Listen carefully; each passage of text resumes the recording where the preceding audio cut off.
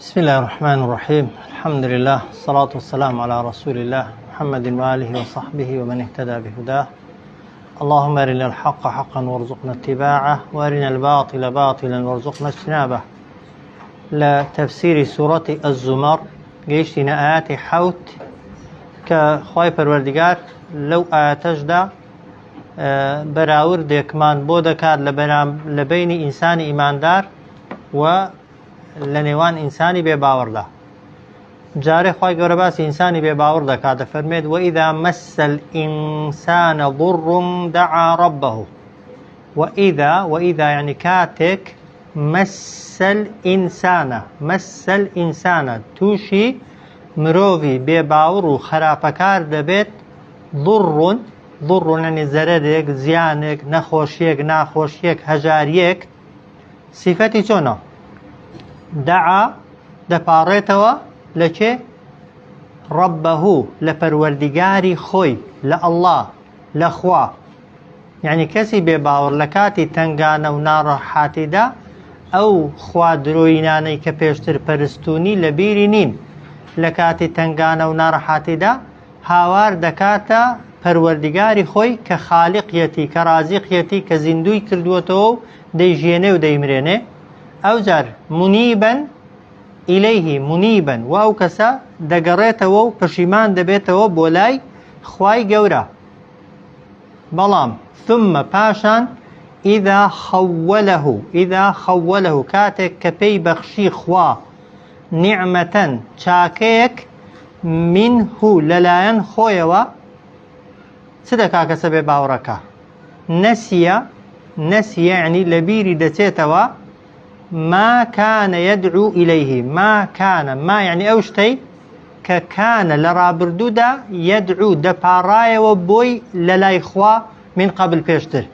يعني أو شتي كبيشتر دعاي ذكر خواي قورا لسري لابا ككوت خوشي أو ناخوشي ونارحاتي لبير دتسيتوا وقوي بيشتر ناخوشي ونارحاتي هر ندي بيتو خواي قورا ناخوشي ونارحاتي هل لبير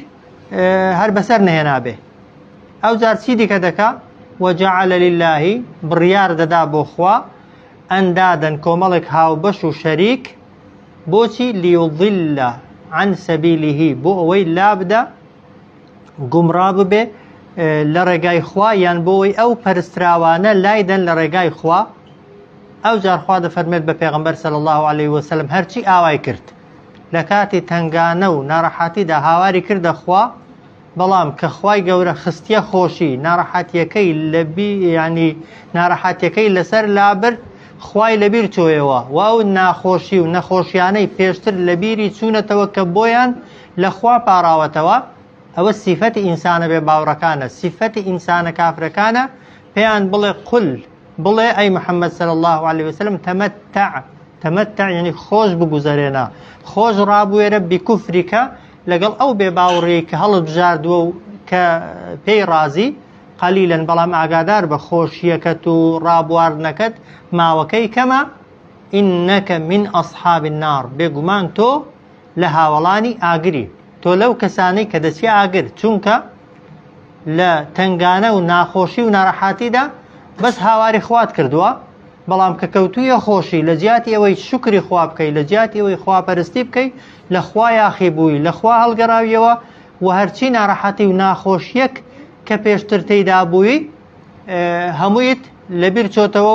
و هیچیت لەبیر نەماوە و پێت وا نەبووە کە خوای گەورەیە کە ئەو ناڕەحەتیە و ناخۆشیانەی لەسەر لابردووی دەچیەوە سەر ئەو بتپەرستی و شەریک بڕیاردانەی کە پێشتر بۆ خوای گەورە بڕیارت داوە، کە ئەوە سیفەتی ئینسانی ئیماندار نییە. ئینسانی ئیماندار لە کاتی تەنگانە و ناڕەحەتیدا دەبێتە کەسێکی ئارامگر، کەسێکی خۆڕاگر، و ئەگەر دوعاشی کرد و پاڕایەوە تەنها لە خوا دەپاڕێتەوە، تەنها پەنا بۆ خوا دەبا کە ناڕەحەتی و ناخۆشیەکەی لەسەر لادا وایە. و کاتێکیش دەکەوێتە خۆشی و ناڕەحەتیەکانی لەسەر لادەچن، یەقینی هەیە کە خوا ناڕەحەتیەکانی لەسەر لابردوون و لە بەرامبەر لابردنی ناڕەحەتی و خۆشیەکاندا سوپاسی خوا دەکا و سەر لەسەر زەوی دادنێ بۆ خوا و چاکتر دەبێتە عەبدی خوا و چاکتر لە خوا نزیک دەبێتەوە. کە بەداخەوە زۆرینەی خەڵکی مسلمانی جاری وایە ئەوە حاڵیەتی لە ناخۆشیدا لە تەنگانەدا خوای چاک لەبیرە، بەڵام کە دەکەوێتە خۆشی زۆر جار خۆشیەکان پاڵ ناداتە لای خوا، پاڵیان دەداتە لای کەسێکی دیکە، یان تووشی عجب دەبێ، پێی وایە بە عەقڵی خۆی بەدەسەڵاتی خۆی خۆشیەکانی بەدەست هێناون، یان لای کەمی وەکو پێویست شکرانەی خوا ناکە، سوپاسی خوا ناکە، لە زیاتی سوپاسکردنی خوا و عەبدایەتی زیاتر بۆ خوا زۆر زمان لە خۆشیەکاندا تووشی تاوان دەبێت، تووشی بێ ئەمری خوای پەروەردگار دەبین، کە ئەوە بەبێ گومانی سیفەتی ئینسانی ئیماندار نییە. ئیمانداری ڕاستەقینە لە تنگانەدا سابیرە و لە کاتی خۆشیدا سوپاسگوزارە. سەبر و شکرانە بژێری دوو سیفەتی ئینسانی ئیماندارن، هەر یەکەیان لە کاتی خۆیدا بۆ ئینسانی ئیماندار پێویست. وإذا مس الإنسان ضر كاتك مروفي بباور توشي ضر زرر وزيانك دبت دعا ربه دفارته ولا پروردگاري خوي. واضحة؟ أو جار منيبا إليه پشیمان دبيته بردوامش دقريته ولا إخوة. ثم پاشان إذا خوله كاتك خواي قولا خست يخوشي پي بخشي لەلایەن خۆیەوە نیعمەتەن منه نیعمەت و چاکەیەک لەلایەن خۆیەوە، ئەو کەسە نەسیە لە بیری دەچێتەوە ما کانە ئەو شتەی کە پێشتر یەدعو بۆی دەپاڕایەوە ئیلەیهی بۆ لای خوا و داوای دەکرد لە خوای گەورە ناڕەحەتیەکەی لەسەر لاباب من قبل پێشتر. ئەو جار وەجەعەلە لله ئەو کەسە دادەنێ بۆ خوا، بڕیار دەدا بۆ خوا ئەندادەن کۆمەڵێک هاوبەش و شەریک ليضل بۆ ئەوەی ئەو هاوبەش و شەریکانە گومڕایکەن لایدەن لە ڕێگای خوا. جا هەر کەسێک ئاوای کرد خوای گەورە وەکو هەڕەشە ها نەک وەکو فەرمانی ئەوەکردن، فەرمانی سەرزەنشکردن، فەرمانی هەڕەشەکردن، پێی دەڵێ قل تەمەتع دەی مادام لە خۆشیدا سوپاسی خوا ناکەی و لە ناخۆشیدا بەس لە ناخۆشیدا خواد وەبیردێتەوە تۆ بێ باوەڕی. قل تەمەتع بڵێ ڕابوێرە بکوفریکە بەو بێ باوەڕیەی کە هەتە و هەڵت بژاردووە قەلیلەن بەڵام ئاگادار بە ڕابواردن و خۆشگوزەرانیەکەت ماوەکەی کەمە ئینەکە من ئەصحاب النار بێگومان تۆ لەو کەسانەی کە دەبیە هاوڕێ و هاودەمی ئاگر خوا پەناماندا. ئەو جار خوای گەورە دێ بەراوردێکمان بۆ دەکا، بەراوردێکی زۆر ورد لە بەرامبەر لەگەڵ ئیماندار بێ باوەڕ. خوا دەفەرمێت ئەممەن هووە قانیتون ئایا ئەو کەسەی کە قانیت گوێڕایەڵە ملکەتە بۆ خوا لە چی لە ئانا ئەلەیلی لە درێژایی شەودا، بە درێژایی شەو ساجیدەن خەریکی کڕنۆژبردنە بۆ خوا، و قائیمەن بە پێوە ڕادەوەستێت بۆ نوێژکردن لە بەرامبەر خوادا. ئەو جار یەحذەڕ الئاخرە بەردەوامیش دەترسێت و خۆپارێزی دەکا لە دواڕۆژ، هیچ کارێک لەو کارانە ناکا کە لە دواڕۆژ ماڵی خەرا دەکەن یا ماڵی وێران دەکەن یا بەرەو جەهەنەم دەیبن. سیفەتێکی دیکەی وەیەڕجوو ڕەحمەتە ڕەبیه وەیەڕجوو بەتەمای ئەوەشە ڕەحمەت و میهرەبانی پەروەردگاری خۆی بەدەستبێنێ لەگەڵ کەسێک کە شەوانە هەڵناستێتەوە، شەو نوێژ ناکا، سوزدە نابا، بۆ خوا ڕاناوەستێ، لە قیامەت ناترسێت و ئومێدی بە ڕەحمەتی خوای نییە، دەکرێت وەکو یەک بن.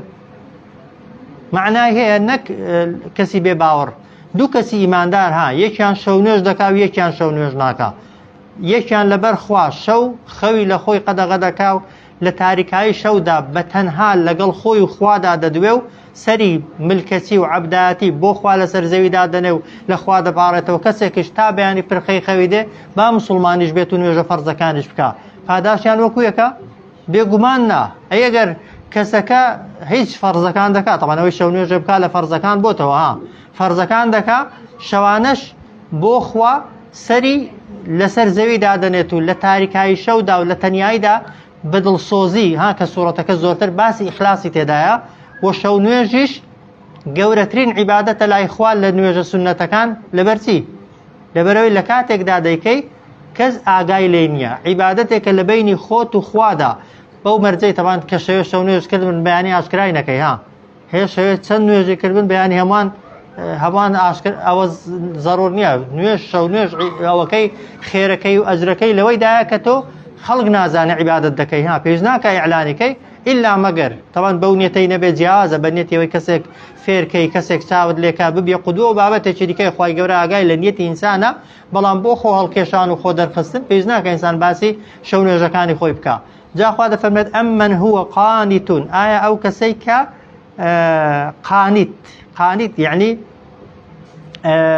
گوێڕایەڵ ملکەت بۆ خوا ئەو جار لە چ کاتێکدا ملکەت و گوێڕایەڵە لە پێشچاوی خەڵکی نا ئانا ئەلەیلی لە تاریکاییەکانی شەودا لە کاتەکانی شەودا ئەو جار ساجیدەن کڕنۆژ دەبە وەقائیمەن بۆ بە پێوە ڕادەوەستێ کە دیارە نوێژ ڕاوەستانی تێدایە سوزدە بردیشی تێدایە ئەو جار کە شەو نوێژ دەکات و سوزدە دەبات و شەوێ بەخەبەرە ئامانجەکەی چییە؟ چ شتێک هاندەریەتی کە شەوێ هەستێتەوە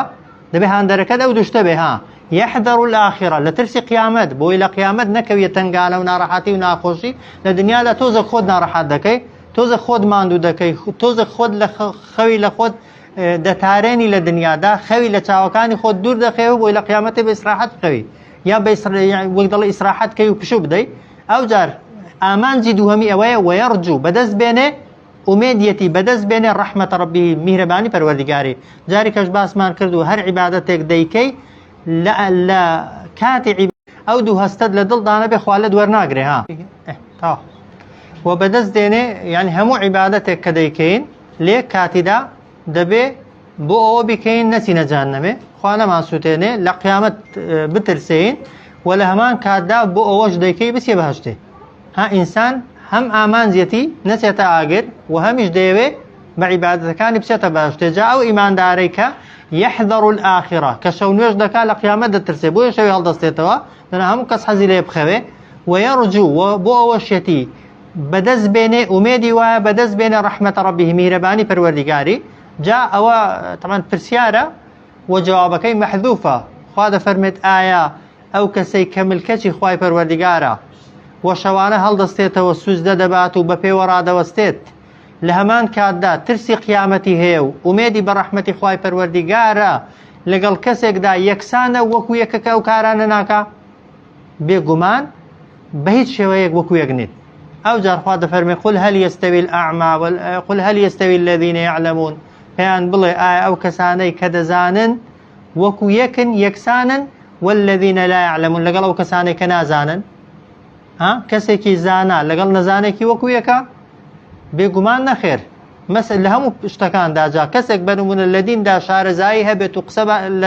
لە بابەتی دینی بکە کەسێکیش هیچ لە دین نەزانێت و باسی دین کە قسەکانیان وەکو یەکە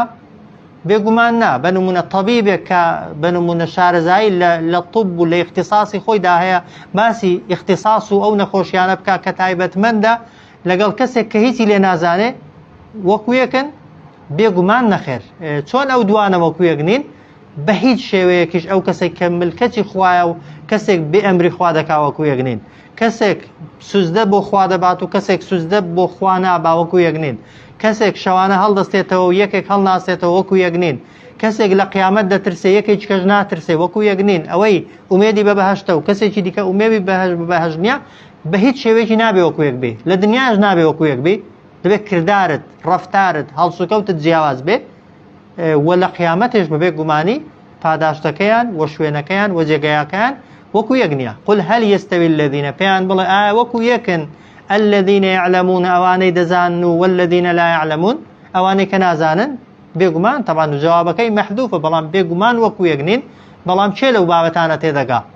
إنما يتذكر بێگومان تەنها ئەوانە پند و ئامۆژگاری وەردەگرن لە ئاەتەکان و لەو بەراوردکردانە تێدەگەن ئەوانەی کە ئولی الئەلباب کە خاوەنی عەقڵن خاوەنی ژیرین کەسی عەقڵ و کەسی ژیر دەزانێت مسلمان نابێ وەکو کافری بێ ئەیگە وەکو یەک بوون لە دنیادا هەڵسوکەوتیان وەکو یەک بوو قسەیان وەکو یەک بوو بێگومان تەمان یەکێکیان ڕاز نییە ئەگەر کەسێک مسلمانێکی باش بێت و یەکێکیش بە تەواوی کافر بێ دەبێ عەقیدەیان جیاواز بێ قسەکردنیان جیاواز بێ هەڵسوکەوتیان جیاواز بێ وایە عیبادەتکردن و خواپەرستیان جیاواز بێ تەنانەت خواشیان جیاوازە خوا ئەو خوای دەیپەرستی ئیماندار بەس خوا دەپەرستێت لە هەموو شتەکاندا کەسی دیکە دەگونجێ غیری خواش بپەرستێ چۆن لەوانەدا وەکو یەک نین بێگومان دوای مردنیش نەتیجە و سەرنجامیان وەکو یەک نابێ بەڵام چێ لەو بابەتە تێدەگا ئینەما یەتەذەکەر تەنها ئەوانە پند و ئامۆژگاری وەردەگرن کە ئولی الئەلباب کە خاوەنی عەقڵ و ژیری و تێگەیشتنێکی وردن ئەممن هو ئایا ئەو کەسەی کە قانیت گوێڕایەڵە بۆ خوا ئەوجار ئانا اللەیلی بە درێژایی شەو بە خەبەر دێت و هەڵدەستێتەوە ساجدەن کڕنۆژ دەبا وەقائیمەن بە پێوە ڕادەوەستێ بۆ خوا يحذر الآخرة دەترسێ لە دوا ڕۆژ خۆپارێزی دەکا لە دوا ڕۆژ ويرجو ئومێدی ئەوەی هەیە بەدەست بێنێت ڕەحمەتە ڕەبیه میهرەبانیەکانی پەروەردیگاری کە بەهەشتا هیچ کات لەگەڵ کەسێک کە ئەو کارانەی نین وەکو یەک نییە ئەوە بەراوردێک قل هل يستوي الذين پێیان بڵێ ئایا وەکو یەکن یەکسانن ئەوانە یعلمون دەزانن والذین لا يعلمون لەگەڵ ئەوانەی کە نازانن ئەوەش بەبێ گومانی زانا و نەزان وەکو یەک نین بەڵام ئینەما یەتەذەکەر بێگومان تەنها ئەوانە پند و ئامۆژگاری وەردەگرن کە ئولی الئەلباب کە خاوەنی ژیری و خاوەنی عەقڵن ئەو جار خوا دەفەرمێ قل بڵێ ئەی محەممەد صلی الله عليه وسلم یا عیبادی طبعا ئەوە خۆشترین کەلیمە خۆشترین وشە کە خوای پەروەردیگار بۆ ئینسان بەکاری دێنێ یا عیبادی یایەکی مەحذوفی لێ یعنی ئەی بەندەکانی خۆم طبعا خوا بە بەندەی خۆت قبوڵت کە خوا بە عەبدی خۆی بزانێ گەورەترین گەورەیە قل یا عیبادی بڵێ ئەی ئەوانەی کە بەندەی منن خۆتان بە بەندەی من دەزانن بەڵام چێ بەندەی خوایە بەچی دەبینە بەندەی خوا بەچی ئەو بانکردنە دەمانگرێتەوە الذين آمنوا ئەوانەی کە باوەڕتان هێناوە عەبدی خوای کەسێکە ئیمانی هێناوە بەخوا ئیمانی هێناوە بە پێغەمبەران بە کتێبەکان بە ڕۆژی دوایی بە قەزا و قەدەر و هەموو هەر شەژ ڕۆکناکان ئەوجار ئیتەقوا چی بکەن ربكم پارێزکاری لە فەرمانەکانی پەروەردیگارتان کەن یعنی چی یعنی ئەمرەکانی خوا جێبەجێ کە مادام خۆت بە ئیماندار دەزانی و خۆت بە عەبدی خوا دەزانی و لە نەهی و قەدەغەکراوەکانی خواش دوورکەوە مادام عەبدی خوای عەبدی خوای عەبد جاران ئەگەر تەشبیهات نەبێ سەیدێک کۆیلەیەکی هەبا طبعا چی بە کۆیلەکەی گوتپا دەبوایە جێبەجێی کا بەڵام بە ئیجباری و بە ناچاری وایە بەڵام ئێمە بە ئیختیاری طبعا عەبدایەتی خوا هەڵدەبژێرین و کاتێک بە عەبدی خوا حساب دەکرێن و خوا بە عەبدی خۆی حسابمان دەکا ئەو کاتەی ئەمرەکانی جێبەجێکەین لای کمی واجباتەکان بەوەی دەبینە متەقی و لە نەهیەکانیش بە تایبەتی ئەوانەی کە حرام کراوەکانن لێیان دوورکەوینەوە مەرزنی ئینسان کە تەنها ببێتە مەلایکە دەوجار بە متەقی حساب بکرێ واجباتە سەرەکیەکان بکە گوناهە گەورەکان مەکە ئینسان دەکرێت متەقی بێت کە بووی بە متەقی دەبیە عەبدی خوا کە بووی بە عەبدی خوا خوای گەورە عەبدی خۆی سزا دەدا بێگومان نا عەبدی خۆی بەندەی خۆی سزا نادا خوای گەورە چی چاکە و خێرە و باشە خوای گەورە لە دنیا و لە قیامەت بۆ عەبدەکانی خۆی دەیەوێ قل بڵێ ئەی محەممەد صلی الله عليه وسلم یا عیبادی ئەی بەندەکانی من یعنی پێیان بڵێ خوا بانگتان دەکا پێتان دەڵێ چی یا عیبادی ئەی بەندەکانی من الذین بەڵام ئەو عەبدانەتان کە ئامنوا ئیمانتان هێناوە چی بکەن دوای ئیمان ئیتەقوا پارێزکاری بکەن لە چی ربكم لە فەرمانی پەروەردیگارتان پارێزکاری بکەن لە فەرمانی پەروەردیگارتان یعنی ئەمرەکان واجباتەکان بکەن لە قەدەغەکراوەکانیش دوورکەونەوە ئەگەر واتان کردی دەبێ للذین ئەحسنوا بۆ ئەو کەسانێک کە چاکەکاریان کردووە في هذه الدنيا لەو ژیانی دنیادا حەسەنەتون پاداشتی چاکەیە لە قیامەت لە دنیادا چاکەکار بووبی لە قیامەتێ پاداشتی چاکەکاران وەردەگریەوە وایە ئینسان لە دنیادا خراپەکار بێت و بە تەماش بێ لە قیامەتێ پاداشتی چاکەکاران وەرگرێتەوە ئەوە بە خەیاڵ لەوانەیە بە مێشکتدا بێ بەڵام بە واقعی هیچ کەس نایبینێ کە بەداخەوە زۆرێک لە خەڵکی مسلمان بە تەمای ئەوەیە کردارەکانی کرداری خراپن هەڵسوکەوتەکانی هەڵسوکەوتی ئەهلی بەهەشت و ئەهلی تەقوا و عیبادی خوا و بەندەکانی خوا نییە بەڵام لە قیامەتێ دەیەوێت خوا بە عەبدی خۆی و بە بەندەی خۆی حسابیکە بێگومان شتی وا نابێ للذینە بۆ ئەو کەسانەی ئەحسەنوا کە چاکەکاریان کردووە بەڵام لەکوێ في هذه الدنيا لەو ژیانی دنیادا حەسەنەتون بەبێ گومانی چاکە و چاکە لەگەڵکردنەوەی بۆ دانراوە لە قیامەت ئەوە یەک ئەو جار وەئەرض الله واسعە ئاگادار بن زەوی و عەرزی خوای پەروەردیگار فراوانە یعنی چی یعنی ئەگەر لە شوێنێک عیبادەت و بەندایەتیت بۆ خوا پێ نەکرا نەتوانی عەبدی خوای بی بەڕاستی و بەندایەتی خوای بکەی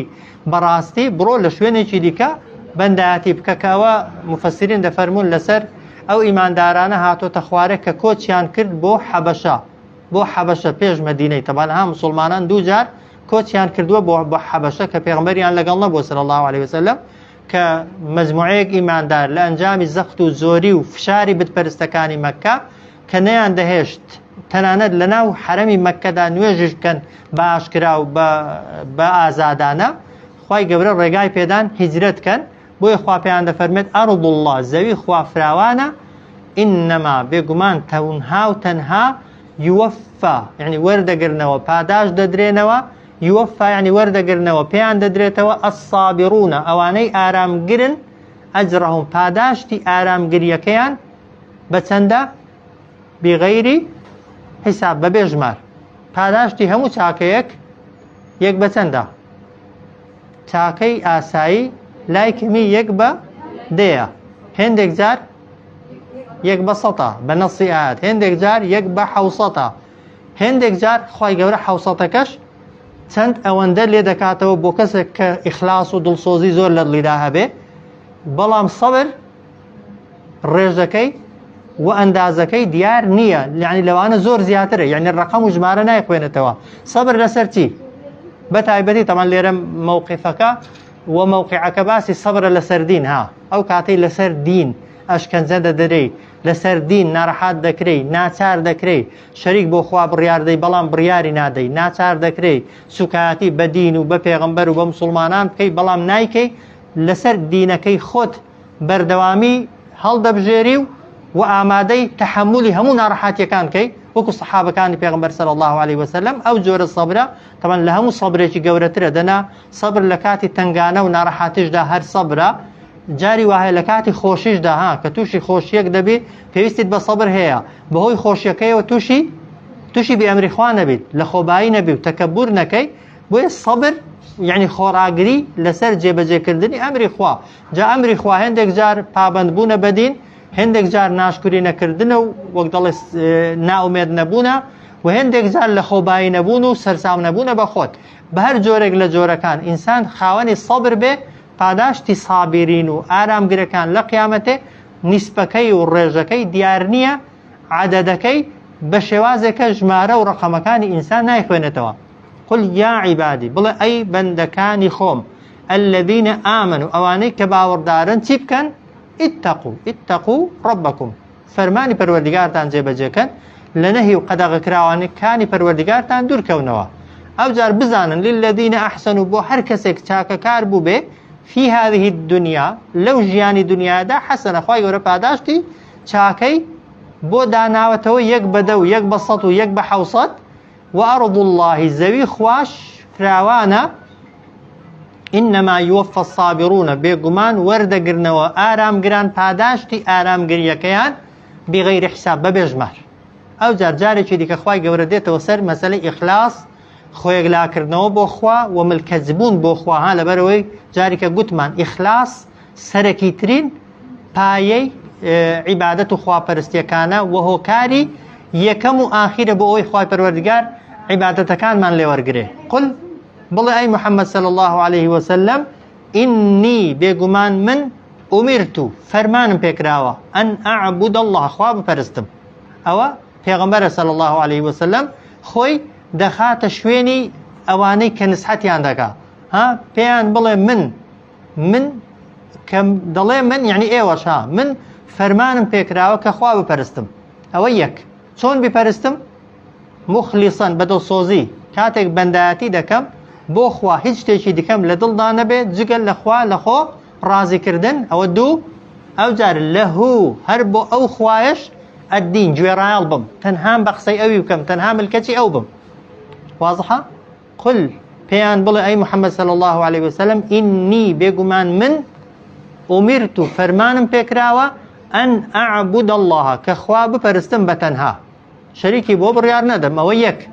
مخلیصەن دڵسۆز بم لە کاتی پەرستندا تەنها خوام مەبەست بێ هیچی دیکەم لە دڵدا نەبێ ئەوجار لەهو الدین بۆ ئەو خوایش ملکەت بم و گوێڕایەڵ بم ئاەتی دواتر وأمرت وفرمان بيكراوة لأن أكون كمن ببما أول المسلمين يكم كس لوانيك خويان تسليم بأمر خوادك هر آتك هات بيت أخواري كي يكم كس جيب زي كردوا پیغمبر صلى الله عليه وسلم هرچی سختی و زەحمەتی و ناڕەحەتیەکان هەن کە لە جێبەجێکردنی ئەمرەکانی خوا و دوورکەوتنەوە لە نەهیەکان تووشی ئینسان دەبن پێش هەموو کەس پیغمبر صلى الله عليه وسلم بەرگەی گرتووە پیغمبر تحملی کردووە بۆیش طبعا بانگەوازیەکەی کاریگەری هەبووە پیغمبر صلى الله عليه وسلم پێش ئەوەی بە قسە بە زمان ئاەت بەسەر خەڵکیدا بخوێنێتەوە بە کردار و بە ڕەفتار ئاەتەکانی تەنفیز دەکرد و جێبەجێ دەکرد و سەحابەکانی پێغمبەریش صلى الله عليه وسلم وەخوا لە سەحابەکان ڕازی بێ فعلا قورئانی زیندوو بوون هەرچی دەیان بیست و لە پێغمبەر وەریان دەگرت صلى الله عليه وسلم پێش هەموو کەس بۆ خۆیان تەنفیزیان دەکرد خەڵک پێش ئەوەی لە زمانیان قورئان فێر بێ لە ڕەفتاریان فێری ڕەفتاری قورئانی دەبوو بۆیە شاعیرێک شعرێکی هەیە دەڵێ کە دەچوویە مدینەی کاتی خۆی وە دەزانێ مدینە پێغمبەرستانە یعنی هەرچی دەدی ڕەفتارەکانی وەکو ڕەفتاری پێغمبەر بوون صلى الله عليه وسلم ڕەفتاری پێغمبەریش صلى الله عليه وسلم هذا عائشة دەفەرمێ كان خلقه القرآن هەڵسوکەوتەکەی هەڵسوکەوتی قورئان بوو بۆیە ئەگەر کەسێک پێغمبەری نەناسی بێ بە ڕواڵەت و بە شکل هیچ کەس نەیتوانی بە پێغمبەر لەگەڵ سەحابەکان یا سەحابەکان لەگەڵ پێغمبەر صلى الله عليه وسلم لێک زیاکاتەوە تەنانەت لە جلوبەرێکدا پێغمبەر جیاوازی نەبووە لە مەجلیسی دانیشتندا پێغمبەر شوێنێکی تایبەتی نەبوو صلى الله عليه وسلم لی دانیشێ کە لە مەجلیسێکدا کەسێک هاتبێت و پێشتر پێغمبەری نەدیبێ صلى الله عليه وسلم مەگەر ئیمامەتی کرد بێت یا لەسەر مینبەر بوو بێت دەنا لە حاڵەتی ئاساییدا کەس نەیزانی بە پێغمبەر چێ صلى الله عليه وسلم یعنی نەک هەر پێغمبەر سەحابەکانی پێغمبەریش ئاوا بوون بەڵام ئینسان لەبەرەوەی دینێکی کرداریە شتێکی تێدانی خەیاڵات بێ پێش هەموو کەس پێغمبەر صلى الله عليه وسلم تەنفیزی کردو بۆیش بتپەرستەکانی مەکە کاتی خۆی زۆر داوایان دەکرد دەیانگوت با مەلایکەتێک ببێتە پێغمبەرمان وایە بەڵام دەکرێ مەلایکەت پێغمبەری ئینسانی بێ بێگومان نا چونکە مەلایکەت هەستی گوناهکردنی نییە بەڵام پێغمبەر مرۆڤ بوو بەشەر بوو بەڵام پێغمبەرێک بوو وحی بۆ هات بوو وحیەکەی جێبەجێ دەکرد بە وحیەکەی بوو بە پێغمبەر بۆیە هەر کەسێکی دیکەش ئەو وحیە جێبەجێ کاکە پێغمبەر جێبەجێ کردووە بێگومان دەبێتە شوێن کەوتەی پێغمبەر و پلە و پایە و مەرتەبەشی لە پێغمبەرەوە نزیک دەبێت صلى الله عليه وسلم و ئومرت فەرمانم پێکراوە لئەن ئەکوونە کە من ببمە ئەووەلا یەکەم کەس المسلمین لەوانەی کە خۆیان بەدەستەوە دەدەن بۆ ئەمری خوا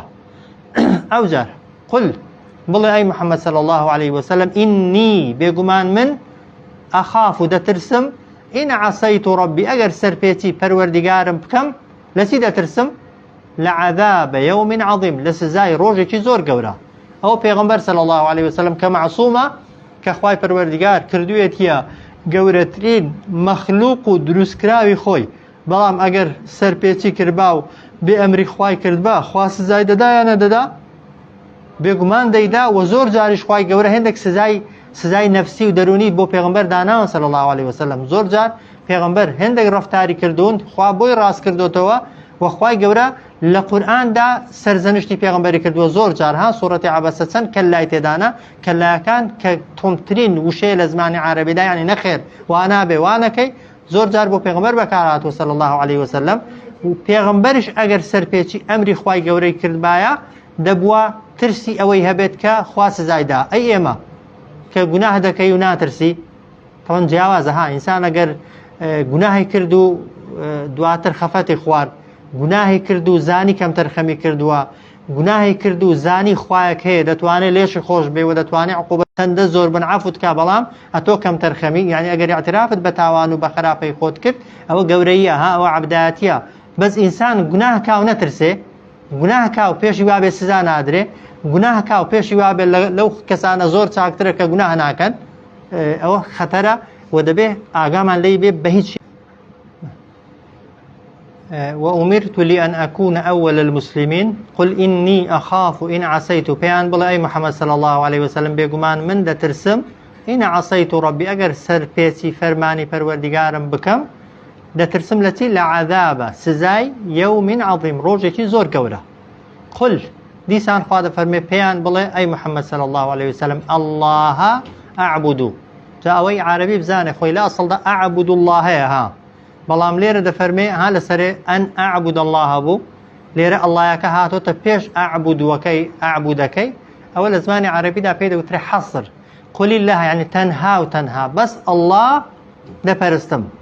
كسي دي كنا پرستم پرستن بهمو معنى كاني وها يعني بمعنى جويرالي كردن خوشويستن ليترسان جێبەجێ کردنی ئەمری فەرمانی ئەوەی ئەمری جێبەجێ دەکەم و فەرمانی جێبەجێ دەکەم خۆشم دەوێ و لێی دەترسم بەدوای دەکەم و ئیتاعی دەکەم تەنها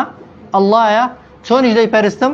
دیسان جارێکی دیکە تەئکید دەکاتەوە مخلیصەن بەدڵسۆزی تەنها و تەنها مەبەستم ئەوەی ئەو لێم ڕازی بە هیچ مەبەستێکی دیکەم نییە ئەو جارە لەهو دینی تەنها بۆ خوایە گوێڕایاڵی من ملکەتی من بۆ غەیری خوا ملکەت نابم بۆ غەیری خوا گوێڕایاڵ نابم و بۆ غەیری خوا من بۆ هیچ کەس شل ناکەم وەسەر بۆ هیچ کەس نەوی ناکەم و کەسێکی دیکە ناکەمە خالق ڕازق ژێنەر و پەرستراوی خۆم قل الله پێیان بڵێ تەنها ئەڵڵا ئەعبود و دەپەرستم ئەو جار مخلیصەن دڵسۆزی بە دڵسۆزی و بە خۆیەکلاکردنەوە بەندایەتی بۆ خوا دەکەم ئەو جار لەهوو بۆ خوایە دینی گوێڕایاڵی و ملکەتی تەواوی خۆم ئەو جار ئەوە خوا ئەوە پێغەمبەر صلی الله عليه وسلم پێغەمبەر چێ دەپەرستێ خوا ئێمە دەبێت چێ بپەرستین خوا چۆن دەیپەرستین بە دڵسۆزی و هیچ مەبەستێکی دیکەمان نییە هەرچیەک دەیکەین لەو دنیادا لە عیبادەت و خواپەرستیەکان تەنها ئەوە نەبێت کە خوامان لێ ڕازی بێ وایە و پاشانیش کە عیبادەتمان کرد چۆن دەیکەین بەو شێوازە دەیکەین کە خوا ئەمری پێ کردوین بەو شێوازە دەیکەین کە پێغەمبەر فێری کردوین صلی الله عليه وسلم ئەگەر نیەتمان بۆ خوا یەکلا کردەوە و شێوازی عیبادەتەکانیشمان بەو شێوازە بوون کە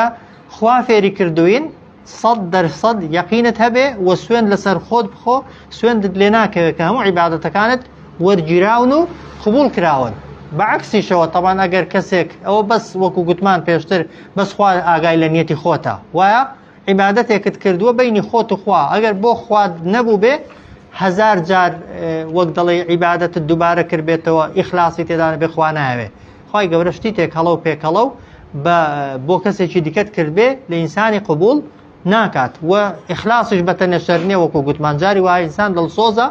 بەڵام بە نەزانی نیشێ دەکا عیبادەت دەکا ئینسان دەبێ هەم بە زانایی عیبادەت و خواپەرستی بکە و هەمیش بە دڵسۆزی ئەدی کافرەکان کە هەر بە قسەی پێغەمبەریان نەکرد صلی الله عليه وسلم کە هەر گوێڕایاڵ نەبوون خوای گەورە بە پێغەمبەر دەفەرمێ پێیان بڵێ فەعبودوو بپەرستن ئێوە مادام بە قسەم ناکەن طبعا دوای 13 ساڵ داوەکردن و بانگەوازیکردن و بەکارهێنانی ئەنواع شێوازی بانگەوازیکردن ها پێیان دەڵێ فەعبودوو دەی بپەرستن مادام بە قسەم ناکەن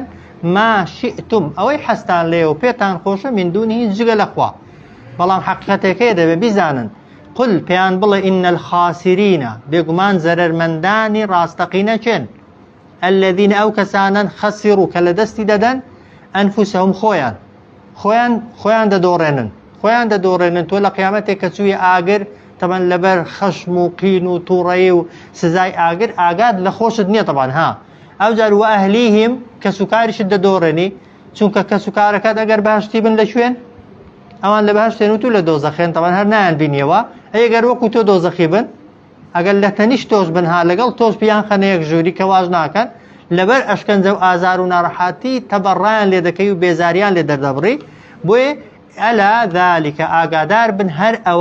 ئەوە کە ئینسان خۆی بدۆڕێنێ ها قیامەتی بدۆڕێنێ کە سوکاری بدۆڕێنێت و لە کە سوکاری دوورکەوێتەوە ئەوە هو الخسران المبین بەبێ گومانی زەرەرمەندبوونێکی ڕون و ئاشکرایەجا حەدیثێکی صحیح پێغەمبەر هەیە صلی الله عليه وسلم کە پێغەمبەر دەفەرمێ صلی الله عليه وسلم هەموو کەسێک ها کە خوا دروستی کردووە جێگایەکی لە بەهەشتێ بۆ دروست کردووە جێگایەک وەکە سوکارێکی جیا لە کە سوکاری دنیای لەناو بەهەشتێدا بۆ دروست کردووی جا وەکو خزمەتکارە وەکو ڕەفیقە وەکو هاودەمە و هەروە کۆمەڵێک خزمەت یعنی کە سوکار و کۆمەڵێک خزمەتکار ئەگەر گوێڕایاڵی خوای گەورەت کرد هەموو ئەو شتانەی کە لە بەهەشتێ بۆت دانراون بەدەستیان دێنی ئەگەر ئینسان بە قسەی خوای نەکرد و چوویە جەهەنەمێ کە سوکارەکانی دنیان شت دەفەوتێن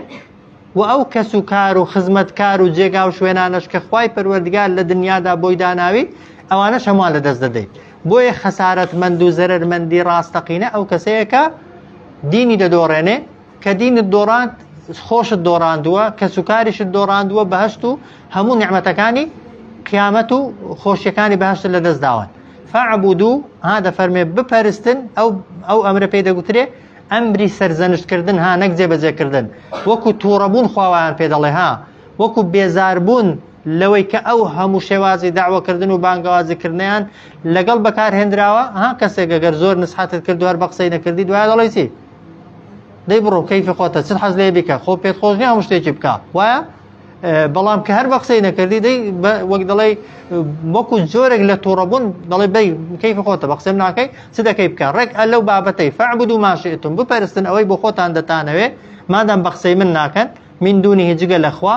قل بەڵام پێیان بڵێ إن الخاسرين بێگومان زەرەرمەندان الذين ئەو کەسانن خەسیروا کە یعنی دۆڕاندویانە لە دەستیان داوە چێ؟ ئەنفوسەهم خۆیان، ئەوجار وەئەهلیهم کەسوکاریشیان. ئەوجار خوا دەفەرمێ ئەلا ذلك ئاگادار بە ئەو جۆرە زەرەرمەندبوونە هو بەتەنها الخسران المبین زەرەرمەندبوونێکی ڕوون و ئاشکرایە. ئەوجار خوا دەفەرمێت لەهم بۆ ئەو کەسانە ئامادە کراوە من فوقهم لەلای سەریان ڕا چی؟ ظلل یعنی بۆ خۆی بە معنای لۆغەت بە معنای سێبەر دێ، بەڵام لێرە مەبەستی ئاگرە. بۆچی خوای گەورە ئاگری بە سێبەر ناو بردووە؟ خۆ لە ئەسڵدا سێبەر بۆ ئیسراحەتیە، بەڵام لە ناو جەهەنەمێدا وەک ئەوەی پێیان بڵێ ئیسراحەتەکەتان ئاگرە، ها ئیسراحەتەکەتان چوونە بن ئاگرە. ئەدی سزا حەقیقیەکە زۆر لەوەی سەختترە. لەهم بۆیان ئامادە کراوە من فوقهم لەلای سەریان ڕا ظلل من النار چەند تەبەقەیەک بەسەر یەکەوە ئاگر، ومن تحتهم وە لە ژێریشیانەوە ظلل چەند تەبەقەیەکی ئاگری سەرویان بە ئاگر داپۆشراوە، ئاگر طبقە لە سەر طبقە و ژێرەکەشیان طبقە چین لەسەر چین ئاگری تێدایە. جا خوا دەفەرمێ ذلكە ئەو سزایەکە طبعا بۆ ئینسانی کافر حقیقەتە ها بۆ معلوماتان ئینسانی کافر بەڕاستی دەچێتەوە. ئەلی بۆ ئێمەی ئیماندار خوا بۆچی بۆ ئیماندارانش باسی جەهەنەمی کردووە؟ يخوف الله دەترسێنێ خوای گەورە بەو ئاگرە بەندەکانی خۆی. ئەو جارها دیقەتی ئەو وشە جوانەی دەن یا عیبادی ئەی بەندەکانی خۆم فەتەقون خۆتان لەو ئاگرە بپارێزن. ئەگەر باسی جەهەنەممان بۆ نەکرابایە و لە قیامەتێ خوا بربای نەجەهەنەمێ ها ئینسان حەقی لەی لەوانەیە هەبایە، وایە ئینسان جەهەنەمی نەبیستبایە و گوناهی جەهەنەمیەکانی کردبانە لەوانەیە زۆری ناحەق نەبایە، بەڵام خوا باسی جەهەنەمی بۆ کردوین. ئەوجار پێشت دەڵ ئەی بەندەکەی خۆم ئاگات لێبێ ئەوە جەهەنەمە نەکەی بچێناوێ، نەکەی خۆتی تێفڕدەی. ئەیگەر بە قسەی خوارد نەکرد بێگومان ئینسان دەبێت لۆمەی خۆی کات و لۆمەی کەسی دیکە نەکا. لەهم بۆ ئەو کافرانە ئامادە کراوە من فوقهم لەلای سەریان ڕا ظلل کۆمەڵێک ظلل یعنی تەبەقە و چینی ئاگرین، ومن تحتهم و لە ژێریشیانەوە ظلل کۆمەڵێک سێبەر و تەبەقە و چینی ئاگری. ذلكە ئەوە بۆ چی لە قورئاندا باس کراوە؟ بۆ ئەوەی يخوف الله بترسێنێ خوای گەورە بەو ئاگرە بەو جەهەنەمە عیبادە و بەندەکانی خۆی تا نەسناوی ها تا خۆیانی لێ بپارێزن تا ئەو کارانە نەکەن کە ئینسان دەخەنە ئاگر. یا عیبادی ئەی بەندەکانی خۆم فەتەقون خۆتان لەو ئاگرە بپارێزن. بەچی لەو ئاگرە دەپارێزرێن؟ سەرەکی ترین هۆکاری ڕزگاربوون ئەوەی لە سوورەتەکەی زۆر تەکیدی لەسەر دەکرێتەوە مەسەلەی ئیخلاس و خۆی گلاکردنەوەیە بۆ خوا لە کاتی عیبادەت و خواپەرستیدا. دووهەم گوێڕایاڵی و ملکەزبوونی خوا بەپێی توانە. ئەو جار خوا دەفەرمێ والذین اجتنبوا الطاغوت ئەوانەی کە خۆیان بە دوور گرتووە لە چی؟ لە پەرستنی تاغوت. تاغوت کێیە؟ ئەو کەسەیە کە جگە لە خوا بەندایەتی بۆ دەکرێ. جا دوو جۆر تەوان پەرستراومان هەنا ها پەرستراوێک هەیە لات و عوزا و ئەوە بتەکانن ئەوە بێڕوح و بێجانن ئەو کەسەی دایان پەرستێ تەنها بۆ خۆی زەرەر دەکە، وایە؟ بەڵام جۆرە عەبدایەتیەکی دیکە هەیە بۆ کەسە زیندوەکان دەکرێ ها بە تایبەتی خۆشویستن، لێترسان، ئیتاعەکردن، حەڵاڵ لێوەرگرتن، حەرام لێوەرگرتن، شەریعەت و یاسا لێوەرگرتن. ئەوانە لە شێ وەردەگیرێ؟ عادەتەن لە کەسە زیندوەکان وەردەگیرێ. هەر کەسێک ئەوانەی بۆ غەیری خوا بێ ها کەسێکی خۆش بووێ بەقەد خوا بتەوێ نەتەوێ ئەو کەسە تاغوتە و دەیپەرستیتەوە. بە قسەی کەسێکی دیکە بکەی وەک چۆن بە قسەی خوا دەکەی لە بێ ئەمری خوادا ها پەرستوتە. لە کەسێکی دیکە بترسەی وەکو لە خوای دەترسەی پەرستوتە. یاسا و ڕێسا چۆن لە خوای وەردەگری لە کەسێکی دیکەش وەرگری پێت وابێ کەسێکی دیکەش حەقی هەیە شتت بۆ حەڵاوکە شتشت لەسەر حرامکە پەرستوتە بتەوێ نەتەوێ جا ئەوانە پێیان دەگوترێت تاغوت بێگومان پەرستنی تاغوت لە پەرستنی داروبەرد زۆر خەتەرترە خەڵکێک بە ناوی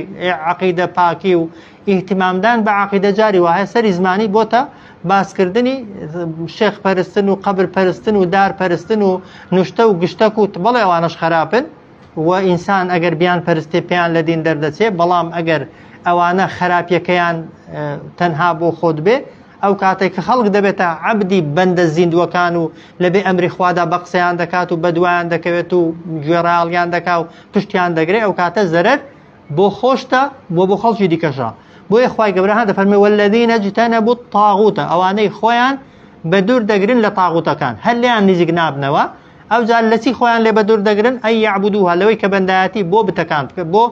تاغوتەکان بکەن تەمان کەس نەیدیوە ئەو تێگەیشتنە هەڵێ پێ دوابێ دەبێت شخصێکی لە پێش خۆتدانەی جا لە بەرامبەری داڕاوەسی نوێژی بۆ بکەی ئەو جار کەس ئەو جۆرە پەرستنەی ناکە ئەگەر کەسێکت وەکو گوتم بەقەت خوا خۆشویست یا لێی ترسا یا ئیتاعەت کرد یا ئەمر و نەهی لێوەرگرتن یعنی پەرستوتە جا ئەو کەسانەی کە خۆیان بە دوور دەگرن لە تاغوت و نایپەرستن ئەوە یەک ئەو جار هەرەوە ناک تاغوت ناپەرستن و ئەنابوو ئیلە الله بەردەوامیش پەشیمان دەبنەوە و دەگەڕێنەوە لای خوا و ملکەتی ئەمری خوان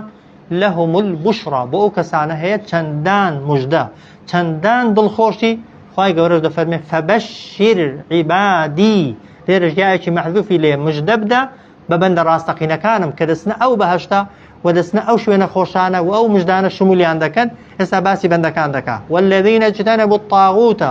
ئەوانەی کە خۆیان بە دوور گرتووە لە تاغوتەکان و ئەی یعبودوها بەندایەتی بۆ ئەوانە ناکەن کە لە غەیری خوا دەپەرسترێن و ئەنابوو ئیلە الله بەردەوام دەگەڕێنەوە بۆ لای خوا لەهم البشرا بۆیان ئامادەکراوە چەندان مژدە و دڵخۆشی فەبەشیر عیباد مژدە بدە بە بەندەکانم کام بەندانم الذين يستمعون القول ئەوانەی کە گوێ دەگرن لە هەموو جۆرە قسەیەک مەبەستی ئەوە نییە سوورا و سوربزانی کەسێک درۆیان دەکا بچی گوێی لێ ڕابگری کەسێک غیبەتی خەڵکی دەکا بچی گوێی لێ ڕابگری لەو حاڵەتانەدا دەبیە شەریکی گوناهەکەی ئەوە نا بەس قسەی ئاسایی کەسێک باسی دین دەکا قسەی چاک دەکا ئەوانەی کە بەڕواڵەت قسەی چاک دەکەن عەبدی خوای پەروەردیگار تەعەسسوب و دەمارگیری بۆ هیچ شەخسێک نییە گوێ لە هەموو کەسەکان دەگرێت بەڵام هەناڵێ فەیەتەبیعونە حەسەنە فەیەتەبیعونە ئەحسەنە دوای چاکترینی دەکەوێت